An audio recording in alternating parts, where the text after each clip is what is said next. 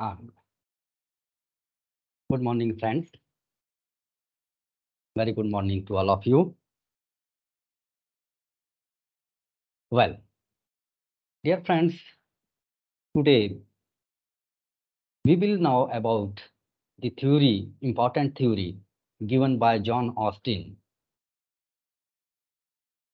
one of the famous and important theory of law and jurisprudence propounded by the excellent exponent John Austin. John Austin is sometimes known as the father of English jurisprudence. John Austin is also known as the revolutionary in legal field or the jurisprudence because it was Austin who rejected the established notions of law which were prevailed in the society since the very civilization. He rejected the conception of natural law. He rejected the conception of moralities and ethics as the sources of law or uh, John Austin rejected uh, morality, ethics, customs to be studied in the jurisprudence. John Austin believed in the, you can say, scientific study of the jurisprudence or scientific study of the law. According to John Austin, for a law properly so called in the society, it must be promulgated by some sovereign authority in the state. John Austin advocated for the sovereignty for the lawmaking process. If law has not been made or promulgated by the sovereign authority in a state, that is not the law properly so called. Austin is known as the positivistic. Why Austin is called as the positivistic? Because Austin believes in the positive law. Firstly, we have to know what is the positive law. Positive law literally means the law made by a human being. Law made by a human being for the governance and regulation of the human being. So, according to Austin, law must be made by a human being who is sovereign in the state. Therefore, we can say Austin believes in the absolute sovereignty of law, absolute sovereignty or absolute sovereignty in lawmaking process. Absolute sovereignty here means a staunch sovereignty where the law, whatever law has been promulgated by the state or the sovereign body, the human being has to follow that. General public has to follow that. General body has to obey that. Human being or the general public is not in the position to challenge the law made by the sovereign body. The public is only in the position to obey that law. Like if sovereignty, Austin sovereignty, as I told that this is the staunch sovereignty, absolute sovereignty. If we compare Austin sovereignty with Indian legal system, then we will find that in India, sovereignty resides in with the people of India, and we have surrendered our sovereignty in the Constitution of India. Here in India, sovereignty resides with the public because we can challenge the action of the state. We can challenge the you can say law made by the state. But according to Austin, if law has been made by a sovereign state, public is not in the position to challenge or to check the validity of that law. General public is in the position only to obey that. Further, Austin said, if if the public failed to obey that law, they should be sanctioned. Sanction is another important component of Austin's theory. So, like we will discuss these points in detail.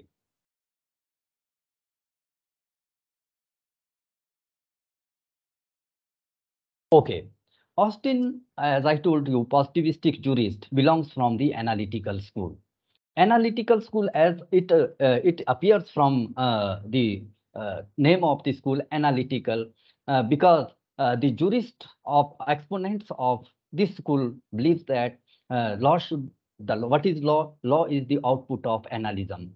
When Law is to be prepared, it should be properly analyzed, it should be properly discussed, and it should be properly implemented in the society. Therefore, this school is known as the analytical school. Sometimes this school is also known as the positivistic school. As I told you, positivistic school, why this school is known as the analytical or positivistic school? Because the exponent like Bentham, Austin, Holland, Salmon, Hart, these exponents believe that law should be made by a competent human body, competent human being, which the Austin called the sovereign body, as we have already discussed. They they here means the exponent of analytical soul. They treat law as a command emanating from the sovereign, namely the state. So this school is called the imperative school. This school is neither concerned with the past of the law nor the future of it, but this school study of law as it actually exists, that is the positus. Dear friends, as I discussed with you that the sovereignty in the state is the one of the important component for the making of the law, according to exponent of the analytical school. And Austin is the master of this school. Austin said that law is the command of the sovereign. This is the phrase which is used by the Austin, that law is the command of the sovereign. So that now we would analyze these points. What are the essential ingredients for the lawmaking according to Austin? Mainly Austin, because we are discussing the Austin's theory. Austin said, for a lawmaking process in the state, there are certain components, essential components. If these components are not there, if any one component is missing, then that law should not be called as the law properly so called. The first component, state. Okay, state is there, no doubt. Uh, uh, when state is there, then within that state, there must be some sovereign body. First is the state, component number one, state. Number two, the sovereignty, which Austin called the absolute and strong sovereignty. After sovereignty, that sovereign body will make a command. Command is the central point of Austin's theory. Sometimes Austin theory is also called as the command theory. Command command here does not mean any, you can say the command, oral command or military command. Command here literally here means, according to Austin, command here means whatever has been promulgated by the sovereign body in the state. Whatever here means, that may be in the form of act, that may be in the form of code, that may be in the form of some policies, schemes, ordinance, regulations, etc. Whatever has been promulgated by the sovereign body for the governance and controlling of the public, that is the actual meaning of the command. Command, I am repeating, command here does not mean only the oral command. Command here means whatever action has been made by the sovereign body in the state, that is the actual meaning of the command.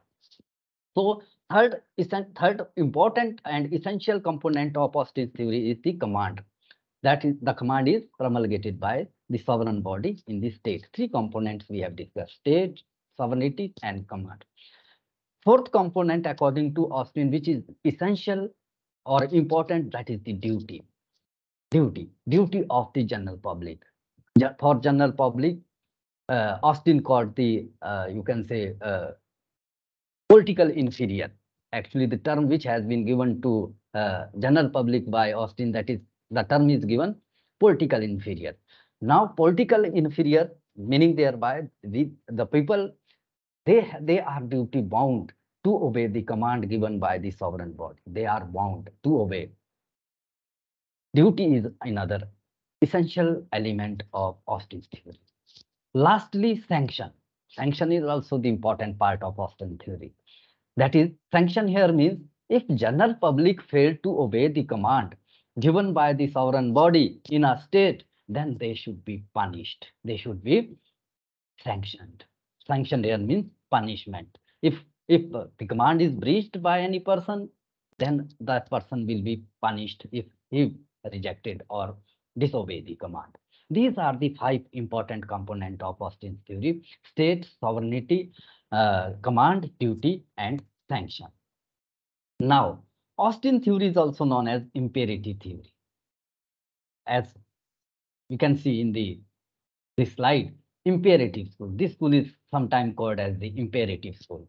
Imperative here means coercive, where we do not have the choice to challenge or to check the validity of any law. That is called as the imperative. As I told you, dear friends, when according to Austin, command has been promulgated by the state, we are duty bound. We are duty bound to obey that. This is imperative. This is actually called the imperative. We are duty bound. We cannot check that. We cannot challenge that. We cannot see the validity, or we cannot see the efficacy. We cannot say that this law is good, this law is bad.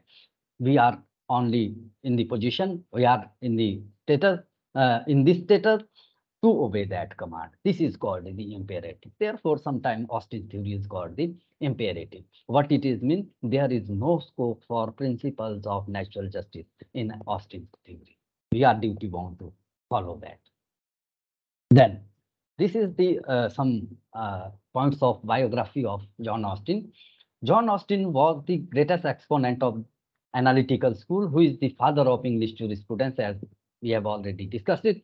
He was born in 1790. At a very age, he entered the army, in which he served for 5 years.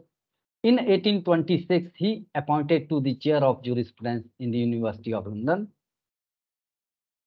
His lectures delivered in London University were published under the volume entitled The Province of Jurisprudence Determined. This is the scholarly work of John Austin, The Province of Jurisprudence Determined. His lectures have been stored in this book or the digest. In his lectures, he discusses the nature of law and its proper bounds.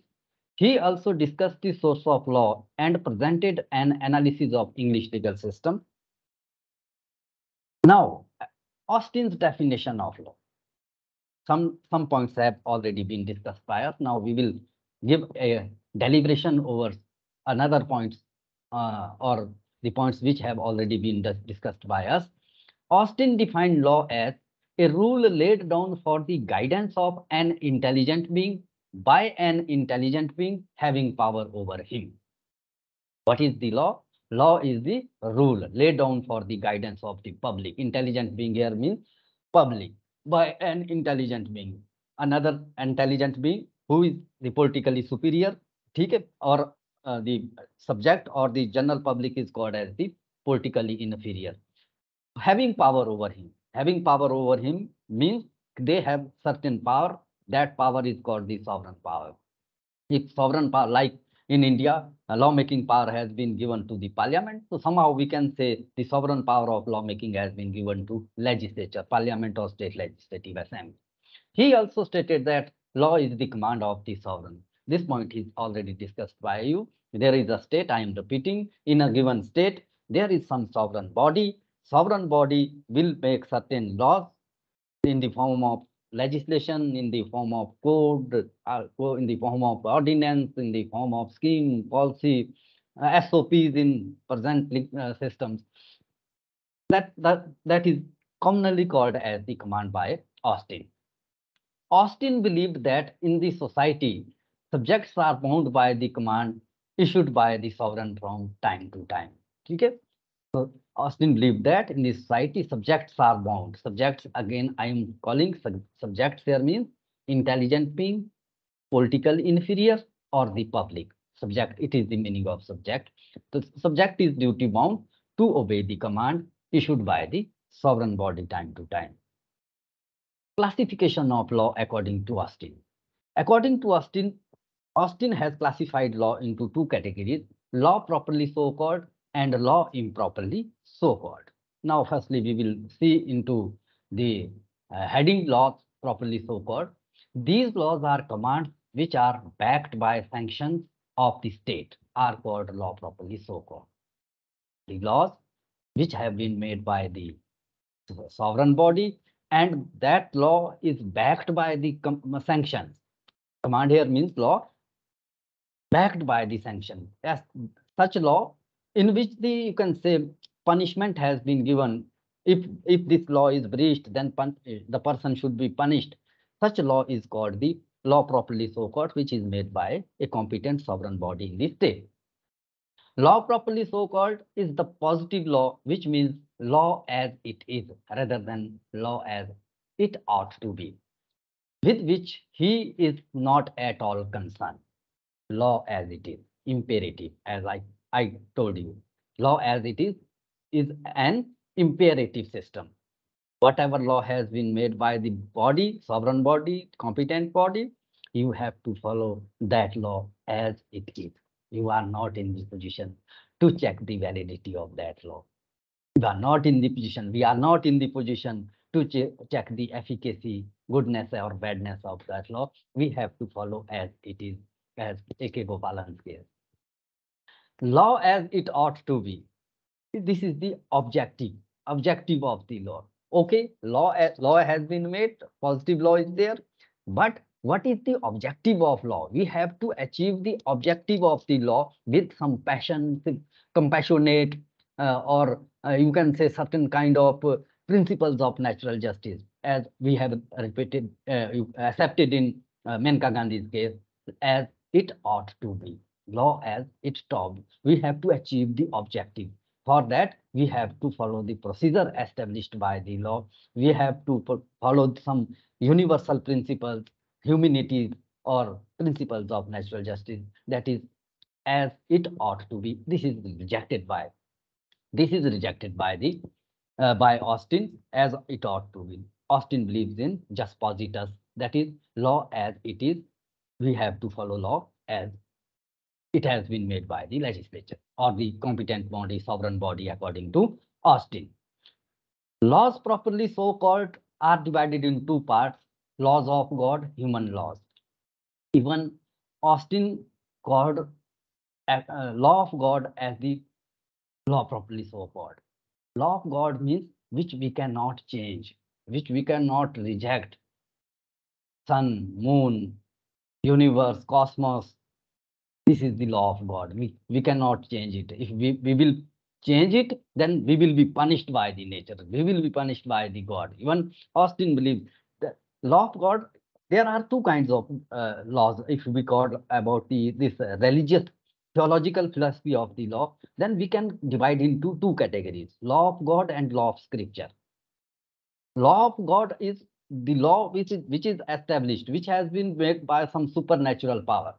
Supernatural power, as I told you, the sky, stars, moon, sun, rays, water, nature, so much of gases, ecology. These are the law of the God, which has been made by some.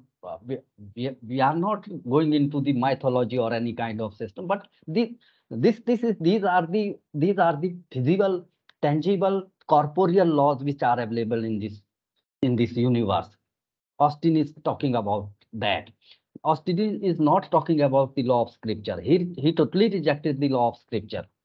Law of Scripture here means the law which has been made by some theological person, or you can say some the person who is in the who believes in the some kind of theology, like if we Indian system, we said that law of Vedas, law of Manu Smriti, Yajnavalkya Smriti, etc.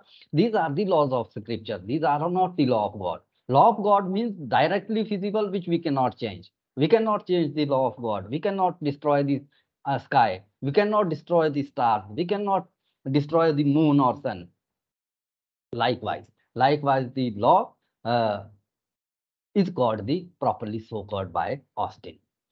Then laws made by the human being. Also, he called it the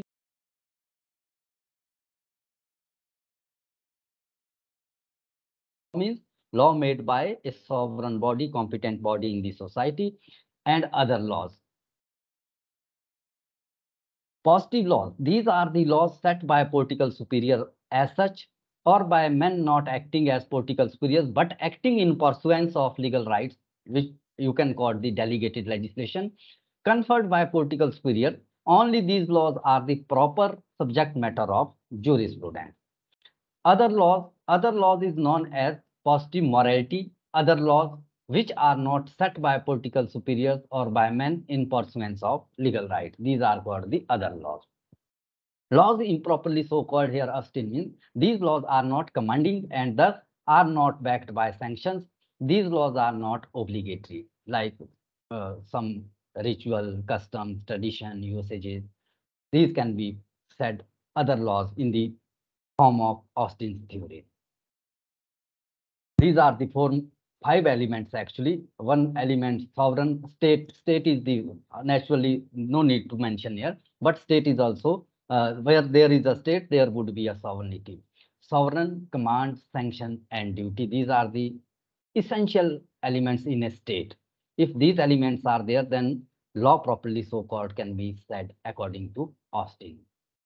This is the sovereignty according to Austin. We have already discussed it. Law is the command of sovereign which obliges a person or persons to a cause of conduct. Sovereign means such a person who is superior. Nobody can interfere. He is the supreme, irresistible, absolute, and uncontrolled authority. In one line, this sovereignty is the according to Austin, a strong sovereignty. You cannot interfere with the power of the sovereignty. Second element, according to Austin, command. A command means a wish or desire conceived by a rational being to another rational being who shall do or forbear. It is an evil to proceed from the former to be incurred by the latter in case of non-compliance, and it is an expression or intimation of will by word or other. Otherwise, command are two types: general command, particular or specific command. Command can be divided into two categories. General command means the law which has been made for the general public, or specific, particular for particular community, group of persons, or particular section of the society. General command, a general command is a law or rule where it is obliges generally to act or so forbearances of a class. All command is not law, it is only the general command. Particular command, it is particular when it obliges to a specific individual act, as already discussed. Third component according to Austin is sanction. Sanction is an evil which will be incurred if a command is disobeyed and is the means by which a command or duty is enforced. It is wider sense of punishment. A reward for obeying the command can sarcastically be called a sanction. Literally means the punishment. If we are not ready to obey the command, we are not ready to obey the law, then according to Austin, we will be punished for that act.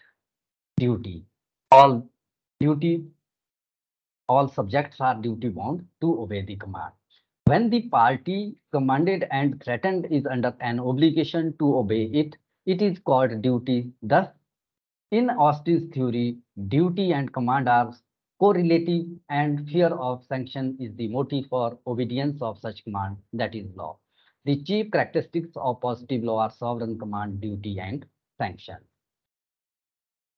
Now, this is the Austin's theory about the law.